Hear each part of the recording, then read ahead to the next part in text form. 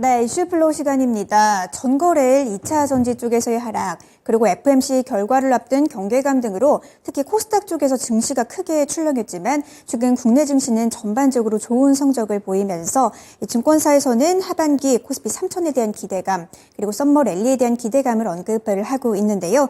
더불어서 6월 들어서 코스피 지수가 2,600선에 무사히 안착을 하면서 주요 증권사들은 최근 하반기 코스피 지수의 전망치를 상향 조정하고 있습니다.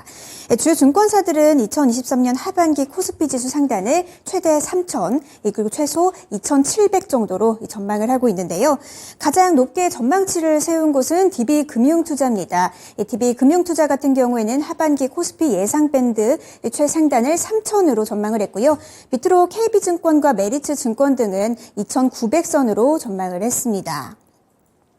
하지만 현재 상황에서 이 코스피의 추가적인 상승을 위해서는 우리나라 수출의 뚜렷한 반등이나 아니면 미국 연준 쪽에서의 긴축 정책 종료 신호 등이 확인이 돼야겠죠.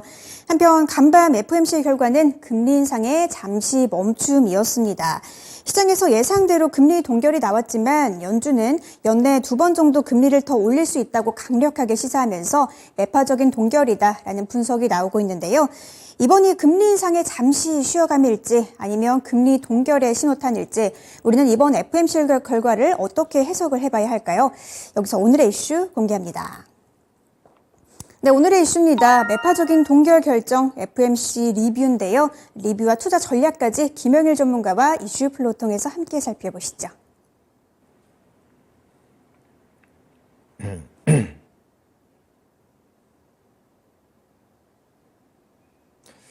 네, 매파적인 금리 동결, 그러니까 일시정지라는 내용입니다. 우선은 시장이 여태까지 올린 금리를 어떻게 받아들이게 될지 지켜본 다음에 좀 신중한 행보를 이어진다고 했었는데 앞서 들으신 대로 2번 연내에 더 올린다는 내용은 시장한테는 좋은 얘기가 아닙니다.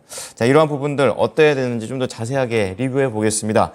김영일 전문가입니다. 전문가님 안녕하십니까? 네, 반갑습니다. 김영희 전문가입니다. 네. 자, 우선 전문가님과 볼 세 가지 플로우 나눠보도록 하겠는데요. 첫 번째 플로우입니다.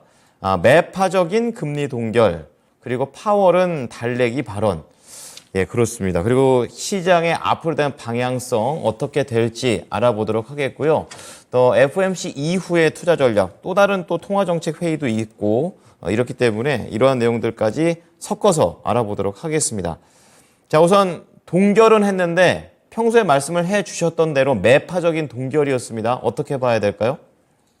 네, 뭐 일단은 이야기를 하고 가야겠죠. 뭐 어찌됐든 FOMC가 진행이 되었고 어제 미증시도 상당히 혼조세로 진행이 되는 모습을 보였습니다. 그리고 오늘 우리 증시도 오전에 올라가는 듯 했지만 순식간에 또 음전을 해버렸어요. 그래서 결론적으로는 상당히 아무래도 혼조세로 보이고 있다라고 생각을 하고 있고 역시나 FOMC의 결과에 따라서 이러한 움직임이 또 나타나고 있다라고 보고 있기 때문에 이번 FOMC를 한번 짚어보고 리뷰를 해보도록 하겠습니다.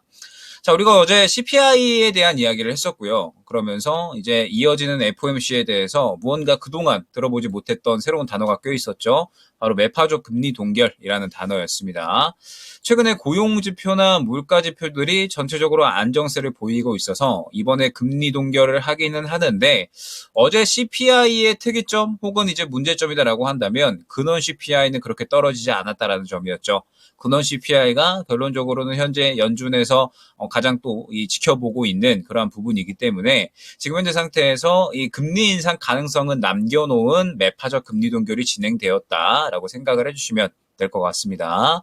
자, 이미지를 잠깐 이제 보게 되면 연준의 이번에 이제 점도표가 나왔죠. FOMC가 이제 진행이 되면서 결론적으로 이제 연준의 점도표가 나왔는데 어제 말씀드렸듯이 3월 달의 금리 목표, 그러니까 올해 초에 3월 달의 금리 목표 같은 경우에는 5.1%로 목표치가 설정이 되었었습니다. 그러면 5.1% 수준이다라고 하면 사실 지금보다도 낮잖아요. 때문에 이제 금리 인상은 다 했다라는 기대감이 그동안 시장의 훈풍을 이끌어주는데 분명하게 큰 역할을 해줬다라고 생각을 합니다. 그런데 이번에는 약간 달라진 거죠. 이번의 경우를 보게 되면 향후에 동결에 대한 의견은 단 2명에 그쳤습니다. 그러면서 한 차례 인상이 4명 정도, 그리고 2회를 인상을 해야 된다라는 이런 의견이 9명, 그 다음에 3회가 2명, 4회가 1명이었거든요. 즉 이렇게 되면 전체적인 연준 인사들이 올해 최소 2번은 더 금리 인상하는 게 맞다라고 생각을 하고 있고 그 이상까지도 금리 인상을 원하고 있다라고 생각을 해주시면 될 것 같습니다. 그러면 이제 뭐 수치상으로 봤을 때 5.75%에서 6% 정도까지는 금리를 올려야 되지 않겠느냐라고 본 거고 연내 금리 인하를 생각하는 사람은 단 한 명도 없었다. 라고 생각을 해주시면 되는 거죠. 그리고 이제 금리 인하를 언제 할 거냐라고 한다면 내년 정도부터 이제 생각을 하고 있는 것 같습니다. 내년 정도부터 이제 한 4회 정도 이제 금리 인하를 해서 4%대의 금리를 맞추는 것을 지금은 이제 목표로 하고 있는 것 같은데 그렇다라고 한다면 어찌됐든 뭐 이번에 금리 동결을 하기는 했어도 결국에는 금리 인상 더 할 거구나라는 부분이 투심에 조금의 악화가 되는 부분이었다라고 생각을 해주시면 될 것 같고 그러면서 시장 투자자들이 상당히 조금 쇼크를 많이 받았던 것 같아요. 어제 미증시 보게 되면은 상당히 좀 급락이 나왔었거든요. 그러면서 지수가 상당히 하락을 하다가 여기서 이제 파월이 약간의 달래기 발언을 해준 거죠. 어느 이제 발언을 했냐라고 하면 이제 물가는 어느 정도 완화되는 모습은 분명하게 보여주고 있다라고 이제 이야기를 한 겁니다. 그러면서 올해 말까지 상당한 진전을 기대하고 있다. 7월의 인상은 당장에 정해진 게 없고 그때그때의 물가를 확인하면서 각 지표들을 확인하면서 금리에 대한 부분을 결정을 하겠다라고 이제 이야기를 한 거거든요. 그러면 이 말뜻은 무엇이냐? 7월 달에도 금리 인상을 안 할 수는 있다라는 거죠. 그러니까 7월 달까지 이 경제 지표, 뭐 물가 지표라든지 뭐 고용 지표라든지 이러한 지표들을 보고 그 다음에 이 금리 결정, 금리 인상에 대한 결정을 하겠다라고 이제 이야기를 한 거고 연준 인사들이 연내 2번 정도 이상은 금리 인상을 할 건데 지금 파월이 등판을 해서 무조건 인상할 건 아니다, 상황 보고 할 거다라고 이제 이야기를 해준 거니까 그러면서 시장에 어느 정도 상승이 나왔다라고 생각을 해주시면 됩니다. 그러면서 이제 하나 더 보게 되면 어제 PPI까지 나왔잖아요. PPI까지 나왔는데 PPI 지표도 전체적으로 다 예상치를 하면 모습이 나왔거든요. 지금 현재 상태에서 물가는 분명하게 꾸준하게 잡혀가는 모습을 보여주고 있고 파월의 달래기 발언 또한 어느 정도 나와줬으니까 시장이 다시 이 막판에는 회복을 해주면서 혼조세로 마무리가 됐다라고 생각을 해주시면 될 것 같고 지금 우리 증시도 그러한 분위기를 그대로 다 나타내고 있는 것 같아요. 오전에 이제 올라가 줬다가 오후에는 지금 후쿠시마 이슈 관련된 이슈가 또 급격하게 나오게 되면서 관련된 종목들이 상승이 나오고 그러면서 그 외에 반도체라든지 이쪽은 또 순식간에 상승폭을 줄여나가고 있죠. 시장은 아직까지는 혼조세로 유지가 되고 있고 앞으로 어떻게 진행을 할 것이냐 이 부분이 굉장히 중요해진 시점이 아닌가 생각이 됩니다. 네. 시장의 바람과는 다르게 연준은 계속해서 지표를 하나씩 보면서 가겠다. 당장 7월도 아직은 잘 모르겠다 이렇게 얘기하면서 신중한 모습을 보였고 확실히 파월 의장의 입이 시장을 계속해서 움직이고 있는 상황이 되겠습니다. 자, 그럼 두 번째 플로우 넘어가 보겠습니다. 이제 앞으로의 향방, 이제 파월 의장도 워낙에 신중하기 때문에 방향성도 이렇게 함부로 예단하기는 쉽지 않을 것 같습니다. 어떻게 보십니까? 일단은 어제 우리 시장을 한번 이야기를 해야 될 것 같아요. 어제 우리 시장이 정말 과도하게 급락이 나온 측면이 있었다라고 생각을 하거든요. 전체적으로 이제 글로벌 시장들 다 봤을 때 우리 시장하고 대만 증시만 유독 약했었습니다. 그리고 이렇게 약세가 나왔었던 이유는 어제 이제 워낙에 여러 가지 이슈가 나왔었어요. 일단은 뭐 첫 번째로 역시나 이 중국 2차 전지 기업 이 고션의 미국 공장 허가 이슈였죠. 바이든 정부가 이 중국 기업의 미국 공장 설립을 승인했다라는 이야기가 나오게 되면서 그러면 2차 전지 기업들이 경쟁하기가 굉장히 좀 힘들어지는 것이 아닌가. 지금 현재 상태에서 바이든 대통령이 결국에는 IRA라는 법안으로 다시 이제 밸류 체인을 형성을 하겠다라고 이야기를 한 건데 중국 고션 기업도 결론적으로는 보조금을 받거든요. 그러다 보니까 지금 현재 상태에서 2차 전지 관련된 이러한 이 기업들이 무언가 경쟁을 하기가 쉬워지지는 않겠다. 라고 이제 인식이 되면서 순식간에 차익 실현이 나왔고 그 다음에 그동안의 시장이 또 상승이 워낙에 잘 나왔었기 때문에 선반영에 대한 부분도 분명히 시장에는 있었다라고 생각을 합니다. 그러면서 최근에 이제 이 미국의 상승이 나왔었던 종목들을 보게 되면 사실 IT 쪽보다는 소비재나 혹은 이제 3차 산업 관련된 종목들이 조금 더 많이 움직였었거든요. 즉 우리나라 이 시장 같은 경우에 올해 내내 4차 산업 종목들이 일제히 다 상승을 이끌었다라고 봐도 무방하기 때문에 미국 증시나 혹은 이제 그 외의 증시, 뭐 소비재나 산업재들이 움직였었던 시장과는 약간은 다른 방향이 있죠. 그래서 이 부분 또한 문제가 되었을 것 같습니다.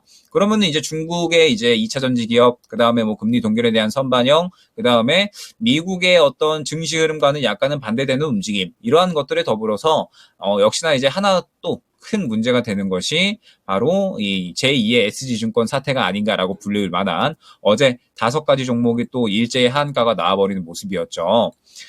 지금 보게 되면 뭐 동일산업, 뭐 방리, 대한방직 등등 해서 5개 종목이 일제히 어제 하한가가 나와버렸습니다. 그러면서 차트 모양을 보게 되면 일전에 SG증권발 사태로 움직였었던 종목들과 움직임이 똑같죠.